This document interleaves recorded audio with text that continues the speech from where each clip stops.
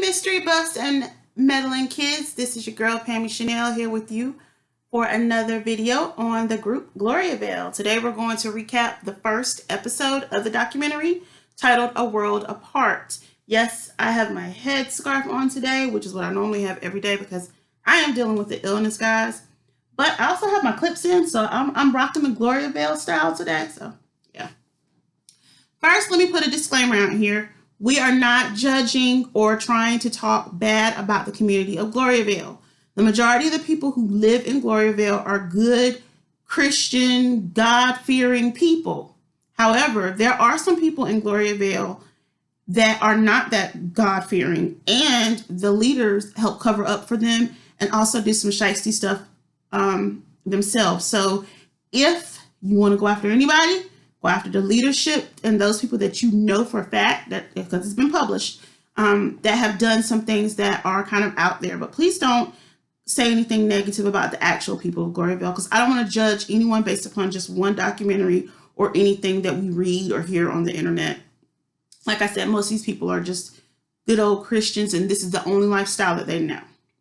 Also, I'm going to be reading a little bit from a script today just because I went through and I watched this documentary so many times and I took so much notes that it is, I'm Gloriavale out. I know the songs by heart. I'm telling y'all, I could go to Gloriavale and fit right in at this point. I actually change my outfit and change the color of my headscarf. I'm good. But like I said, so if I'm not looking directly at the camera, that is why. However, I'm cockeyed, so I don't look directly at the camera anyway. Thanks a lot, Dad. Anyway, so the opening of the documentary begins with this beautiful scenery of New Zealand. And I'm telling you, New Zealand is now on my bucket list, even though they probably won't let us Americans over there right now, just yet. You see beautiful mountain scenery, you see oceans, you see forestry. It is just so beautiful. It's definitely a beautiful place to live. And then it spans onto the dormitories of the community of Gloriavale. The narrator begins the documentary by giving an overview of Gloriavale, and I'm not going to go too deep in this because I've given you an overview of Gloriavale in my last video. Check it out. But it talks about how they are cheerfully waiting on the world to end. There's no debt, and the kids don't mouth off and are willing to do chores. Where do you find kids like that? Then we meet Paul Valor, who during the making of this is about 19 years old. And this documentary kind of spans a couple of years. I believe it started anywhere between 2012 and 2016. But he's sitting in the banquet hall with his family, and he mentions that his father is a pilot and his mother is a seamstress, and she is head of the sewing room. And they were all born and raised in Gloriavale. He is the oldest of 10 children, and he explains that they live in this community because they want to be apart from the world. It is then revealed that he has asked to be married, and as I mentioned in my earlier video, they have this group of leaders or shepherds who kind of control just about every aspect of life in Gloriavale, even marriage. Paul says he wants, and I quote, to marry a godly wife, and the only really godly women I know are here. End quote. Then the narrator goes on to mention how most girls, after leaving school, will go on to in the community to marry, spend their lives doing cleaning, doing community laundry, and cooking for the community. And then we meet Paul's sister, Jordan, who says that she and Paul are best friends, and their cousin, Dove Love. And we're going to see a lot of Dove Love. She's like in every episode of this documentary. It has a lot of focus on her. And I guess as when I do the third installment, you'll see why. They go on to talk about how when they ask God for a husband, they pray for a man who is humble and submitted to the church, which Paul, of course, fits all these qualifications. And by submitting to the church, he's putting aside all of his desires and wants in order to do what is best for the community. Now, that is something I will say I like about Gloriavale. They all do try to help one another, and they do think about what is best for the community. Imagine if we all in society that we live in thought about what was good for our city or what was really good for our state. I don't know if we could ever have a place like that here. As much divisiveness as we have these days. Next, we switch to the shepherds, or the leaders of the church or community, who make the rules and, I quote, keep the community on track, end quote. In this part, they're deciding whether to buy a drill for the oil field. I forgot to mention in my last video that they own oil fields. So when I tell you guys that this community is rolling in bank, they are rolling in bank. First, they have a discussion amongst themselves, and then we see them actually get down and pray, and then they come to the conclusion that the Lord is telling them to buy this oil drill. These men even decide what jobs the men in the community are going to have. Paul kind of gives us a brief overview of how he got his job in the factory, and the narrator goes on to talk about how even the school-age children are assigned different types of jobs in preparation for what they will possibly do once they do go out into the community as adults.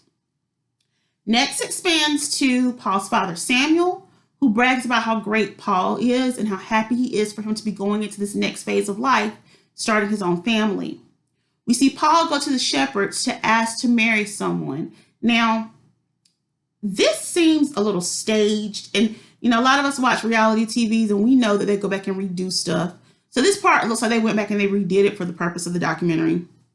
But here comes the weird part. That doesn't even bother me. The weird part is that Paul says that the shepherds have a list of bloodlines. So when you go to ask to marry someone, you get a list of 5 or 6 girls who are not your first or second cousin. Now, I'm sorry.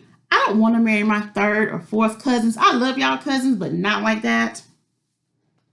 But before Paul can even deal with the marriage proposal or even try to get married, everyone has to stop what they're doing to work on the free concert that they offer to the public. I think I talked about this a little bit briefly in my last video because I was so amazed by what a great job they did. They have practice every night, and they make all the costumes and all the stage sets. On concert day, almost everyone is involved in something, from preschoolers all the way up to expectant mothers. So if you're pregnant, you're getting on that stage and you're doing something. We again see Dove Love working hard in the kitchen. And I must say that this food looks amazing. It looks like a gourmet meal, like someone who studied culinary actually plated these plates. I mean, you would have thought you were in Gordon Ramsay's kitchen. They look wonderful. Men and women that you see dancing on stage are husbands and wives, because touching in any form before marriage is forbidden. Now, the great thing about this concert is that it gives the community of Gloriavale an opportunity to mingle with people on the outside. Dove talks about a little girl that she has a conversation with, and the little girl says her life is topsy-turvy because her parents have gotten divorced.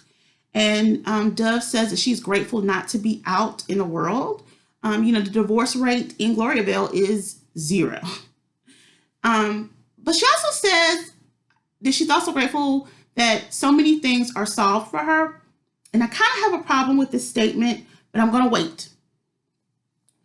In Gloriavale, like I said before, the divorce rate is 0. So, of course, you don't have to worry about those type of issues or kids feeling like their life is topsy-turvy based upon their parents' situations. Pretty much, the fathers are responsible for the household. And if the children go astray or the women go astray, it's the father's fault. Next, we jump back to Paul, who says the Lord's will was for him to marry Pearl. And he talks about going and getting flowers to propose to Pearl, and then actually cuts to the scene of him getting the flowers. And this part also looks staged to me, but it's not like a flower. I don't know if it's a flower shop. I don't know what that place is, but it seems like the flowers are fake. They look fake, but it seems like maybe the women of the community go ahead on and make pre-packaged flowers so that when the men get ready to propose, they can go ahead on and just, have them already there, ready to give to them. Anyway, the narrator reminds us that Paul has never spoken to Pearl. Can you imagine marrying someone you've never had a conversation with? I mean, you could be marrying a serial killer or somebody psycho like me, and oh my God, you've never spoken to them? Anyway, after receiving her father's blessing, he proposed to Pearl, and she said she had to pray about it, and I do not blame her. It would have taken me weeks, months, maybe years to give him an answer, if ever. But the next day during lunch, she gave him a note that said yes. Kind of weird that she would give it to him in a note, but I guess they still aren't allowed to technically talk. And then he announced to everyone in the banquet hall during dinner that he had proposed and she had said yes. Now, I left this part out of my last video. During their big banquet meals, it's not only a time for them to eat, but it's also a time for them to come together as a community and celebrate different types of announcements. So they actually have a microphone they kind of pass around, and they'll talk about how this person, may announce they're having a baby, or this person is getting engaged, and etc. Also, they don't use days of the week like Monday, Tuesday, Wednesday, Thursday, Friday, and so on. They use the first day, the second day, the third day, the fourth day, the fifth day, the sixth day, and the seventh day. And it sounds really weird to me. Moving on, we finally meet 21-year-old Pearl. And something I've noticed in this documentary that may not be the norm in Gloriavale, but for this documentary it is, the girls seem to be older than the boys when they marry. Pearl is also from a family of 10 children, and they were all born and raised in Gloriavale. Then they show a clip of her baptism, and I think she had to be about maybe 9 or 10 years old. I think it took place like 2006. Not 100% sure. I can't remember. I've seen that documentary so many times, y'all. She seems very shy, doesn't look directly at the camera, but like I said, neither do I. I'm cockeyed, and that could be her issue too. She seems to maybe suffer from anxiety. I'm not sure. I don't want to diagnose anybody, but it bothered me. She just seemed like she just didn't want to be there. The narrator states, once married, the women are in total submission to their husbands, and whatever he decides, she must do. These two know nothing about each other, and even Paul admits this. So imagine submitting to a man and you know absolutely nothing about him. Maybe that's why she's kind of anxious. I mean, I would probably be too. The community doesn't want single men and women to build relationships, and only when the announcement is made of their engagement can they talk to each other. The courting lasts for like 5 weeks, and then it spans to them at a cabin, and I assume this cabin is still on the property. They're cooking a meal on the grill, and of course Pearl is the one who's cooking. And then they spend some time getting to know each other's families, and then we see Pearl's parents praising Paul, and I started off liking Paul. I'm not gonna say I started off really liking Paul and liking what he was talking about, but as Paul continues to talk, he kind of starts to rub me the wrong way. But I know it's how he's been brought up, so I'm gonna try to give him the benefit of the doubt. But Paul, you would not make it out here in the real world talking about women like that. But anyway, so I'm gonna get to the good stuff, which is the preparation for the wedding. Pearl goes to the sewing room to try on her dress and do the final fitting. The women in this community do not wear white dresses like the rest of us, which when I remarry, I don't plan on wearing a white dress either. They wear pink or purple dresses. The future husbands pick which color the women will wear. Okay, I have not seen any purple dresses yet. I've only seen the pink dress. And I looked. Pearl seems very unamused. She prefers not to make a big deal about it. And since the women have no choice, I can understand why she doesn't seem to care. At this point, like I said, I'm not feeling Paul. He kind of sounds like an arrogant prick. But like I said, I'm just going to give him the benefit of the doubt. He says, and I quote, "The woman's head covering shows she's in submission to the man. And every time a woman puts on that head covering, it reminds her what her place is." See, this is why I'm not feeling any type of submission. Yeah, I don't know what my place is. My place is to be me. But we'll say that for another time. Ooh, that burns me up. Anyway, During this part, they also cut to scenes about like another family and their children, but I'm going to skip that part since we'll be covering births and child rearing in my next video. They throw Paul and Pearl their equivalent to a bridal/groom's party by riding on a Swiss Robinson family-inspired raft and shooting water at each other. Then they ride, and I kid you not, guys, this was like one of the weirdest parts of the, and there's some weird parts of this episode, but this is one of the weirdest. They ride in a piece of a car without a back, pulled by 2 horses to shoot water from a hose connected to a big water container at some little girls and boys that are in front of their meeting hall. Whatever floats your boat, I guess. While they are enjoying themselves, the women in the community are hustling and bustling to make preparations for the wedding. And we once again see long-suffering Dove making a beautiful backdrop for the day. And I cannot stress how talented this girl is. Dove Love is very talented. So on the day of the wedding, Paul and Pearl are able to see each other before the wedding because unlike Western tradition, it's not bad luck in their community to see the bride before the wedding. Pearl walks in like, let's get this over with, while Paul is beaming from ear to ear. And we all know why Paul is beaming from ear to ear. Then they span to his sister, who seems to be trying to hold it together. She's trying not to break down and cry when she says it's more like she's gaining a sister versus losing a brother. And let me also mention right here, because we're going to need to click into Ashley when they walk into the wedding. The plastic chairs in this place tear my nerves up. They look like those plastic chairs that you had back in the 80s when you had them like in your back porch. And they were plastic and hot and some, yeah. They also have these in the banquet hall too, but I think they're blue. Moving on, I'm griping and nitpicking. Then the bride and the groom are escorted through the meeting room by none other than good old hopeful Christian. He's ready to bust those doors open for the bride and groom. On the stage are both families, and unlike a traditional Western wedding, there's no bridesmaids or maid of honor or best man. There's none of that stuff. It's not a typical wedding that you would normally see. Poor Jordan Valor. The family mate and the elders that like give speeches, and Jordan, she finally breaks down into tears, and she shows more emotion than the bride. Like Pearl's face the whole time was just like, I'm over this. There's some singing, and then hopeful Christian says this. Marriage is the joining together of people who've committed themselves, but it's confirmed and sealed in that relationship when a man makes love to his wife that first time. Woo child, I am embarrassed for this man. He has some issues, but we will discuss him in a later video.